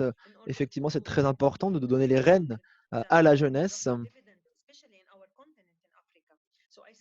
surtout dans un continent, effectivement, où la jeunesse est un groupe démographique considérable. Voilà, je vous remercie en tout cas, docteur, et je me tourne vers l'ambassadeur Santos pour donc lui poser cette question. Les entités féministes, défenseurs des droits des femmes, les collectifs, depuis le début de cette pandémie, sont pleinement engagés à répondre aux besoins de la société civile, là où parfois l'État n'agit pas suffisamment, alors que ces entités ont justement peu de moyens. Dans le contexte de la pandémie, la participation numérique a augmenté, a plutôt développé, a accentué leurs défis et leurs problèmes. Dans ce contexte, alors, j'aimerais vous demander, ambassadeur Santos, comment une participation significative des féministes et défenseurs des droits des femmes peuvent être garanties dans les forums décisionnels de haut niveau. Voilà, vous avez la parole. Merci beaucoup. Je pense que tous les progrès que nous avons assistés en matière de droits des femmes et des filles ont un précédent dans l'augmentation importante finalement des capacités organisationnelles des femmes. Cela a facilité la participation des femmes dans d'autres processus démocratiques. C'est dans les années 20-30 qu'en Europe, on assistait à un mouvement féministe considérable, immense même, qui se basait sur les organisations de quartier, sur la capacité de consommation de ces foyers. On a observé la même chose après la Seconde Guerre mondiale, autre augmentation considérable des capacités organisationnelles des femmes, grâce notamment à la conquête du droit de vote pour les femmes, au terme d'une bataille qui avait commencé déjà à la fin du 19e siècle et qui n'a pas pu se mener à bien jusqu'à la fin du 20e siècle. Aujourd'hui, avec la pandémie, nous avons une situation similaire. Il faut affecter une partie importante de nos budgets à l'aide, à l'assistance de l'Organisation autonome des femmes, à l'élaboration de leurs capacités décisionnelles et d'influence sur les processus politiques. C'est un élément absolument clé, essentiel. Si on n'agit pas suffisamment là-dessus, si les femmes n'ont pas de capacité de pression autonome propre, nous ne pouvons pas avancer sur la redistribution efficace, juste des budgets, notamment en matière de lutte contre la pandémie. Nous ne pouvons pas avancer vers une plus grande autonomie économique des femmes sans agir plus concrètement là-dessus. Voilà, l'élément central, c'est l'organisation autonome des femmes. C'est pour cela que quand on parle donc de participation de la société civile dans tous les processus, que ce soit au niveau local, voire étatique ou national, au niveau même mondial, dans les Nations Unies ou autres, il faut réserver un espace spécifique aux femmes et tenter de peut-être commencer avec des quotas, et en tout cas dans le but d'arriver à une parité.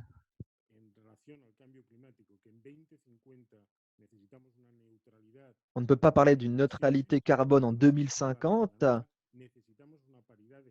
sans chercher également à aboutir à une parité homme-femme. Plus tôt on s'y attelle, mieux ce sera. Voilà, je conclue là-dessus mon message.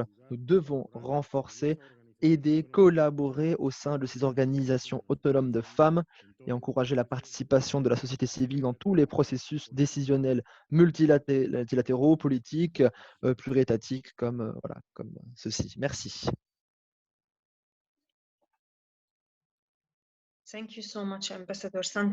Merci beaucoup, monsieur l'ambassadeur, pour votre intervention. Sans plus attendre, eh bien, je vais relever les questions de nos participants. Nous n'avons déjà plus beaucoup de temps. En tout cas, merci d'avoir partagé vos expériences. Première question, c'est pour l'ambassadeur Salovara. Elle nous vient de l'un de nos membres, donc, responsable donc d'une OSC basée à New York. Elle veut savoir comment nous pouvons nous assurer que la voix des femmes les plus âgées peuvent être entendues au sein des forums décisionnels. Vous avez la parole, Votre Excellence, Monsieur Salovara. Merci beaucoup. Merci pour cette très bonne question. Il est effectivement crucial d'écouter la voix des membres seniors de notre société. Je pense qu'il faut passer par de nombreuses organisations de la société civile pour avoir un dialogue complet. Par exemple, lorsque on travaille sur la déclaration ministérielle avec le Women's Major Group, c'est ce que l'on fait. Il faut avoir d'autres parties prenantes autour de la table pour nous assurer que de nombreux représentants soient là pour également représenter d'ailleurs les membres les plus âgés de nos sociétés. Donc là, je pense que l'espace crucial pour répondre à la question, ce sont les ONG et les OSC. Merci. Merci, Votre Excellence. Il est effectivement très important d'impliquer ces personnes dès le début de ce processus. Il faut les inclure, comme vous l'avez dit, en amont de ces dynamiques, de ces démarches. Très bien. Alors, à présent, je vais prendre une autre question de nos participants qui est dirigée au docteur Juliette. Alors, un de nos membres a expliqué. Docteur, vous avez parlé des données. La question, c'est, les données proviennent des gouvernements. Parfois, elles ne sont pas fiables, ces données, et cela reflète la situation d'un pays donné.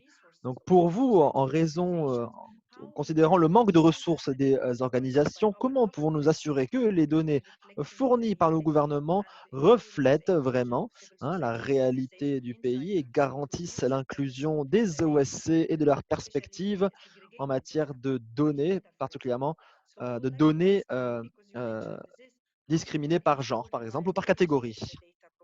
Comment garantir donc la fiabilité des données fournies à ces forums de haut niveau? Merci beaucoup, Madame Shaima.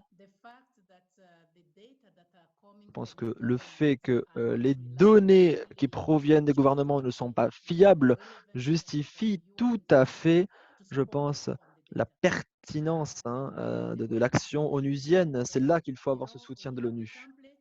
Comment on s'y prend? On a des modèles, vous savez, de recherche, d'analyse.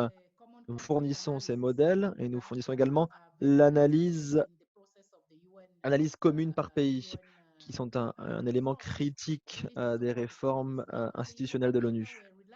Normalement, si les données sont considérées comme fiables en matière de responsabilité, de transparence, on devrait laisser les pays collecter ces données. Mais vous avez parlé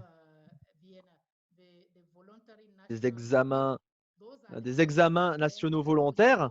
Eh bien, dans ces processus, nous soutenons le coordinateur résident de l'ONU afin qu'il ou elle collecte les données du pays donné. À un plus haut niveau, pour l'Afrique, nous avons la Commission économique pour l'Afrique. Là aussi, ils soutiennent ce travail de collecte des données. Mais il faut faire attention, en tant qu'organe des Nations Unies, nous ne possédons pas ces données. Si nous voulons obtenir les données du gouvernement, il faut les soutenir dans la collecte, l'analyse, mais également renforcer leurs capacités. Donc, je suis tout à fait d'accord avec ce membre. Vous avez bien vu, avec la pandémie,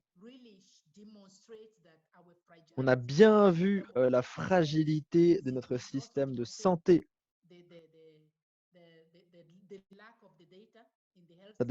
Ça a également montré le manque d'accès aux données dans le système sanitaire. Donc, il faut travailler dessus. En tant qu'organe des Nations Unies, si nous ne nous rassemblons pas pour croiser, trianguler ces données, on va tous dans une direction opposée et on n'aboutira à rien. Merci beaucoup, docteur, pour cette opinion. Vous avez soulevé des éléments très importants, notamment l'examen national volontaire. D'ailleurs, que les ONG peuvent commenter également, ils peuvent produire des rapports supplémentaires parallèles sur ces examens nationaux volontaires. en incluant notamment les données mentionnées dans le rapport. Et la Commission économique pour l'Afrique, vous avez raison, c'est également un mécanisme important en matière de collecte des données afin de soutenir le travail des OSC et d'autres agences des Nations Unies. Vous avez également expliqué donc que cette commission donc, a un rôle très important puisque vous soutenez les processus de collecte des données main dans la main avec les gouvernements. Évidemment, les organisations de Nations Unies ne sont pas propriétaires de données, hein, donc l'engagement des OSC est toujours très important hein, si l'on veut collecter des données discriminées par catégorie, par genre peut-être. Voilà, en tout cas, merci docteur pour votre réponse, pour votre commentaire. Alors, le temps file. Nous arrivons déjà au terme de cet événement parallèle. Donc, au nom des membres participants du Women's Major Group, au nom de notre secrétariat, de nos partenaires d'organisation, je remercie tous nos panélistes, très estimés panélistes. Nous avons pris en considération toutes vos opinions, vos idées. L'événement arrive à son terme, mais notre dialogue ouvert en tant que féministe, lui, ne fait que commencer. Je conclurai avec une déclaration de Maya Angelou qui a dit « Chaque fois qu'une femme lutte pour ses droits sans vraiment le savoir, sans vraiment y prétendre, eh bien, elle se bat pour toutes les femmes. » Voilà, fin de citation. Merci beaucoup à tous et à toutes pour cet atelier parallèle. Merci d'avoir participé. J'espère vous revoir lors de nos prochaines éditions. Merci. Merci beaucoup à toutes et à tous. Ça a été un grand honneur pour moi également. Et merci, Vos Excellences, les ambassadeurs. Un grand plaisir. Merci. Et merci à nos interprètes également, qui ont travaillé pendant 2 heures pour nous. Merci. Et merci à de super modératrices également. N'hésitez pas à nous contacter pour poursuivre le travail.